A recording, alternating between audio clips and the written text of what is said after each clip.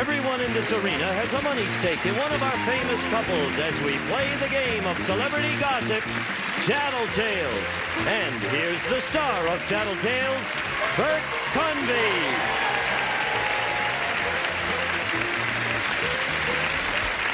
Hi, everybody. Thank you. Welcome to Tattletales this afternoon. Won't you please stick around with us today? It has been absolute madness with this group we've had here, and it will be today. They are super. Here they are, winning money today for the blues section, the star of That's My Mama, Mama Teresa Merritt, and her husband, Ben Hines.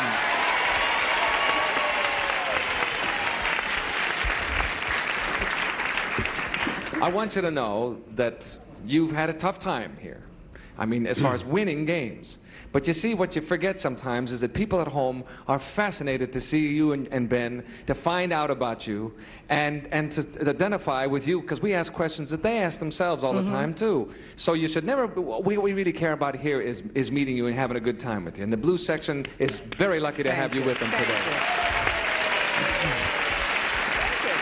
Now, having said that, you better win, okay? Ben, you all set? Yes. Okay, here we go. Winning money today for the banana section from the Mary Tyler Moore Show, Mr. Gavin McLeod and his wife, Patty McLeod.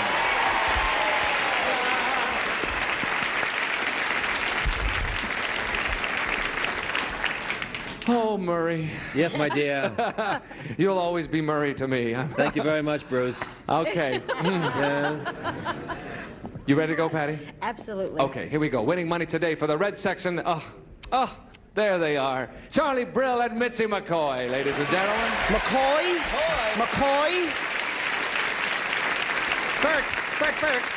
Oh, Bert. Hey, Charlie. Oh, Bert. Yes, sir. Bert, can I gotta tell you something. Look, listen, you guys out there. Something happened to Bert. Bert, I don't believe how modest you are. Because if it happened to me, I would take full-page ads out in the Bible.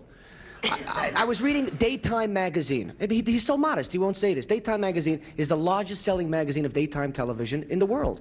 Bert Convey was voted the greatest MC of game shows and talk show host in the United States of America on television. Thank you. Thank you. Thank you, Charlie. That's sweet of you. He's so modest. You know, that's sweet of you to say it, Charlie. Thank you. I really have to thank you because it was a reader's poll. That's the people voted themselves. themselves. The people who read the magazine filled out the thing and sent it in, and I appreciate You're it. so Thank you modest. so much. Really, that's lovely of you all. Well, Thank you you. deserve it, baby. Okay. But, Charlie, that doesn't cut any ice with me. You're still going to have to fight to win this game today. Oh, okay. Here we go. The first question worth $150. This is it. Men, a call girl recently ran in a long-distance race to show that the more sex you have, the better physical shape you're in. On the other hand, many athletes will abstain from sex before a big sports event on the basis that it will weaken them. Which theory do you think is nearer the truth? What a good question. Off you go, fellas. Think it over. Woo! I think it's a good question. What do you think, Teresa? What will Ben say? Does he think that sex, that sex puts him in better physical shape? Or would he think that abstaining, if he had something important to do, would be nearer the truth, that because it weakens him? I didn't know. Was that funny? I think he'll say sex puts him in better physical. Better physical shape. Oh, I see we have some athletes in the audience as well. Let's bring Ben on. Here he comes. Ben, what do you think? Do you think that sex weakens you, or do you think that it makes you, puts you in better physical shape? For what? For sex, I guess. I don't know. No, it's sex. You have the better physical shape you're in. Well, it's not for long distance running. That's what the call girl did to prove that it did put her in better shape. Or do you think it's better to abstain because it will weaken you, as athletes do? Well, I'll go along with the traditional way, without. To abstain? Yeah, to abstain. No, that's not what Teresa said. But she's very interested in that answer, however. I am. And if I were you, I'd save up my strength, Ben. You're going to need it. I think I am. Patty, what will Gavin say? That little devil. He will say he's lost, about 75 pounds, in the last couple of years. From that? Oh, no. I think he'd say From running or sex? From running from sex? Well, you just sort of guess. Okay. But so I think he would say sex puts him in better physical shape. Sex puts him in better physical shape. He will subscribe to the call girl theory of that long distance running and so forth, and because sex is, yeah, I got it. Here he comes now. Gavin, which theory do you subscribe to? Do you think that sex puts you in better physical condition, or on the other hand, do you think that it's possible that on occasion it does weaken you? Well, there's no doubt that sex puts you in great physical condition. I mean, it strengthens the heart and other organs and muscles of the body. So I think that I would say sex strengthens. I would go with the first part of the question. That's right. That's what you're saying. Absolutely right. Thank you. Thank you. Mitzi, what will Charlie say? Well, if they had that event in the Olympics, Charlie could do it for the whole United States of America. Really? Well, maybe not, but maybe like Pittsburgh he'd come in. Oh, it definitely, he'll say it strengthens him. Puts him in better physical shape. Oh, of course. Oh, all right. Let's bring him on and find out. Charlie, what do you think? Do you think the call girl was right that it makes you sex? I just want to ask you a question. Yes. Because I understand. I just want to ask you a question. What does abstain mean? Obviously, it's never come up with you. Yes, it has. It means refrain from, Charlie, is what it means. It would weaken me to abstain. Yeah, that's the theory here. I could never abstain. I get headaches. Yeah. It wouldn't weaken me. So what are you saying? The choice is, do you think it puts you in better physical shape, or do you think it would weaken you? No, it makes you... You're in terrific shape. That's right. Yeah, what weaken? You mean afterwards? Patty and Gavin got it. We'll split it in half. We'll come back with the second question in just a moment. I hope you'll come back. See you in a second. By the way.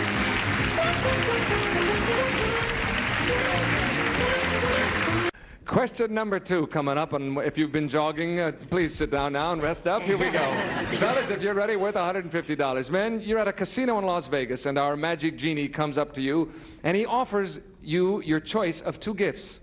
$25,000 right then if you'll stop betting and go home. Or $100,000 if you'll bet it all on one roll of the dice. Which gift would you take? Think it over. Good question. Now, obviously, Patty, $100 grand, you could bet it. If the odds were right, it could be $1 million. It could be whatever. What would Gavin do? By the way, is he a gambler? No. He isn't. So I would have to go with the first, Which would mean the 25 grand and home, huh? And home, because that would be hard for me, but it wouldn't be hard for Gavin. So I think he would take that. Okay. Play it safe. So he's going to play it safe. Because the 100 grand could be gone, too. Think how you'd feel then, huh? Okay, here he comes. Gavin, what will you do? Our magic genie will give you 25 grand to stop right now, or 100 grand for one roll of the dice. Well, when we go to Vegas, I usually give Patty $5 to have a ball with. And she's always told me a bird in the hand is wonderful. So I would stop at the 25,000. That's it.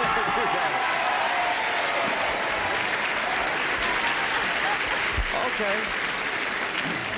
I thought we might get you in a little more trouble with this. Let's see how we do. Mitzi, what will Charlie say? Now, I have to explain that Charlie... No, I'm going to make it brief. No, don't. No, Charlie doesn't gamble. I love to gamble. It's like a sickness. I love it more than anything in the world, but he doesn't. But then again, I've seen him watch, like game shows, and he wonders why people just don't go on and try to get as much as they can, because they came in with nothing, so why not go for the whole, thing? So I think that he's going to say, what the heck? He didn't have the 100,000 before, but then, and so I think he'd go for the 100,000. Sure, okay. That's the other side of it. Yeah, I think Absolutely. So. Oh, please. Please. Yes. Please what? Please let him get it right. Oh. Who you are asking? The magic genie? I mean... Okay, here he comes. Shh. Charlie. Yeah. You got your choice. Yeah. 25 grand now. Yeah. Or 100,000 big ones. This is the second easiest question I've ever answered in my life. What was the first one, I wonder? Are you Jewish? Oh. What's the answer? I take the money and I run home. No! Mitzi, you know I don't gamble. Mitzi, do I gamble? No, you don't gamble. I explained that, but I also explained, you know how you always say in game shows, well, they didn't start with anything, so why shouldn't Mitzi! Oh, that's easy for you to Excuse say. me, I was hasty. I'm sorry, Charlie. It wasn't so easy after all, was it? Teresa, what will Ben do? Well, I think if he had 25,000 in his hands, he'd keep it. He'd take it. Yeah. Okay. I think after what Charlie just did, I would too. You Yeah. never know. He's going to take the 25 grand. Yeah. Here comes Ben now. Oh, boy. Ben, what are you going to do? You're in the casino in Las Vegas. Our genie taps you on the shoulder and says, here's 25 grand if you go home now. Or, in my other hand, is $100,000 for one roll of the dice. What will you do? First, I'd get a bottle and stick the genie in it. Yeah, right. Keep him around. And then I'd take the 25,000 and run with it. That's it. You got it. Teresa and Ben, Patty and Gavin split the pot in half. We'll change places at halftime. And while we are doing that, we'll break away. Coming back, though. Don't go away.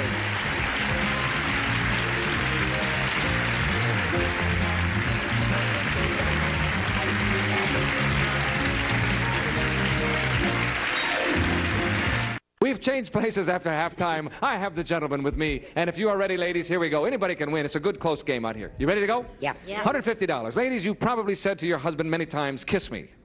But have you ever been so angry that you actually said, don't kiss me? Think it over. Think it over now. Off you go. Now, you know, sometimes I identify with these questions myself, and I know you at home do this too. You're so angry. What if one of you tries to make up and you're not ready yet? Works both ways. But I'm asking the ladies, and we'll start with you, Charlie. Has Mitzi ever said, don't Never. kiss me? Never. No, the don't is not in her vocabulary. It's usually, please, pretty please, I'm begging. Yes. As she's crawling on her knees, right, Charlie? Yeah, but she slips into the transom. Believe me.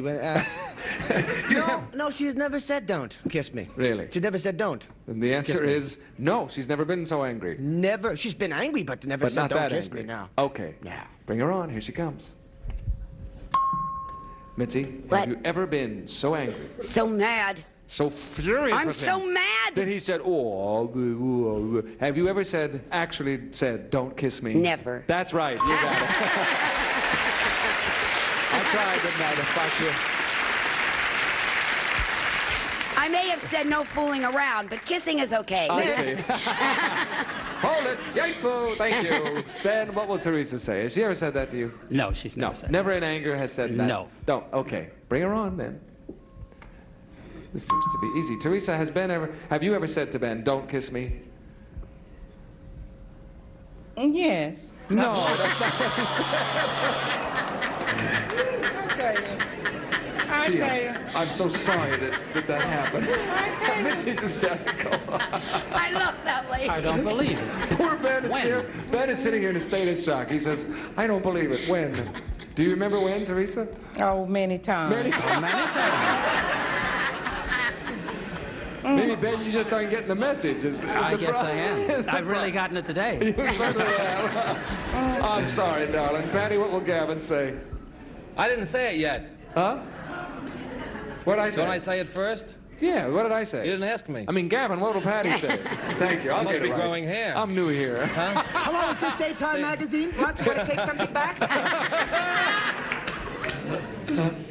She may not admit to this, Uh-huh. but she has never said, don't kiss me. She No. would say, do not kiss me. And it's a battle of egos, but if she's really honest, she's going to say She's going to say it. that. Okay, now this is interesting. Let's see what we get here.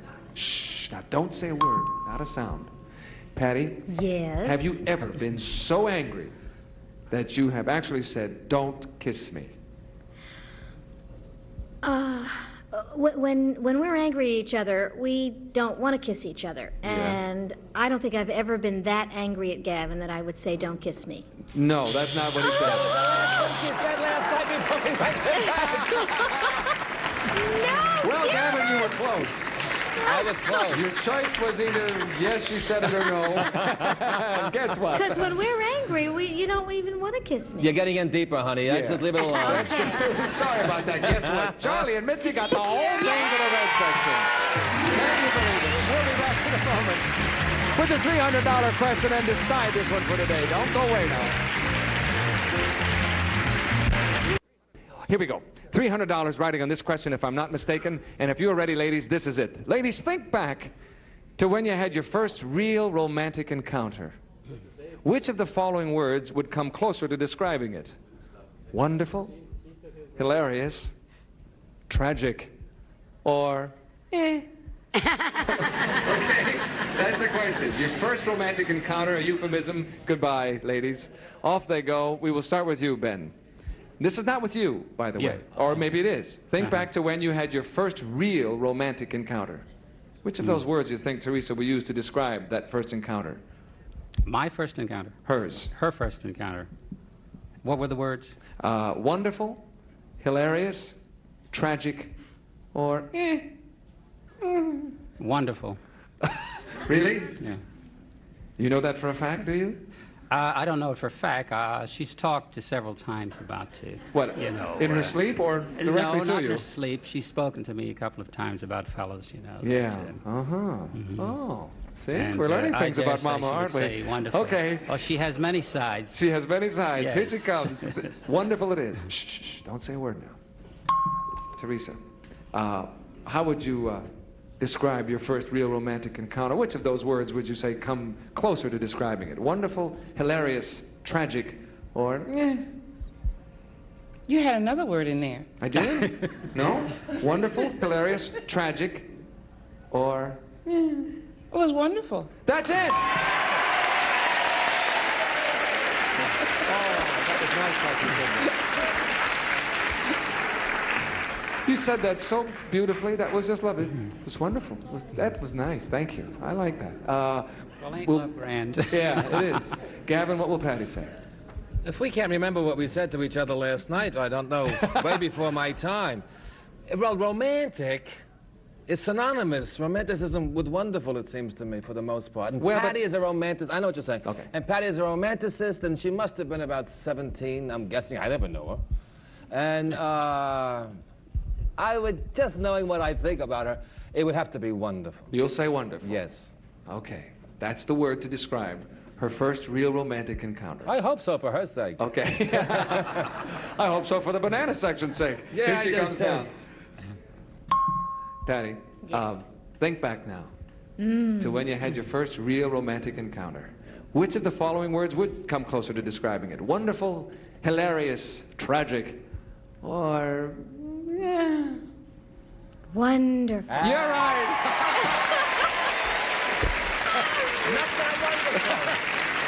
That's so funny. As you said wonderful, Gavin, I lit up and smiled and clapped his hand and then went, wait a minute. Winning the game isn't worth that wonderful. It isn't everything, is it? Thank you, Patty. Charlie, this will decide it today. Mitzi is still waiting for her first real encounter. That good, eh? No, I heard she talks about this guy named Cookie Goldberg. I'm serious. Cookie Goldberg from Pittsburgh. Yeah. And it was more like a fech, but to make fech, the closest you read in those words to fech was there. That's right. Yeah. Unless she's lying. But she doesn't do that. Cookie Goldberg, I heard, was ech. Uh-huh. And that was the first one. That And was the the last. first real romantic encounter. That was the very first. That was the very first They were in one. the second grade. I'll never forget it. Can you believe if Cookie Goldberg Cookie was a happens to be bookie. watching today? Cookie? wherever you are, we know you've improved. Let's bring on.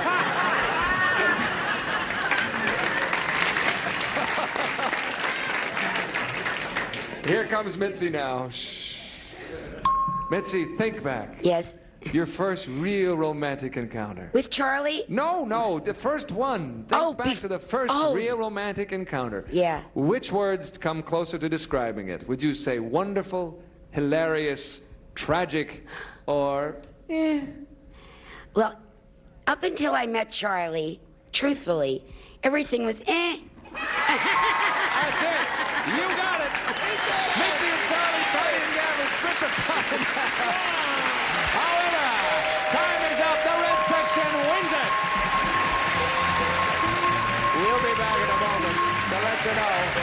much. The red section is won, and it's all right, too. Come on back. See you in a moment.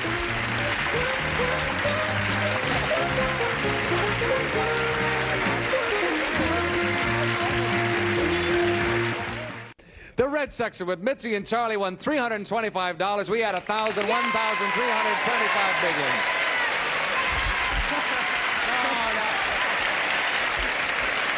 Thank you, everybody. You were all splendid. We adored having you with us. Thank you for being so grand. And we hope that you'll stick around with us in the future weeks to come. We're going to have some wonderful people. We're going to have Rowan and Martin and their wives, Bob Newhart, Tony Orlando, David Groh. Don't miss it. Stick around and stay with us. Bert Convey saying so long. See you next time on Tattletales. Goodbye, everybody.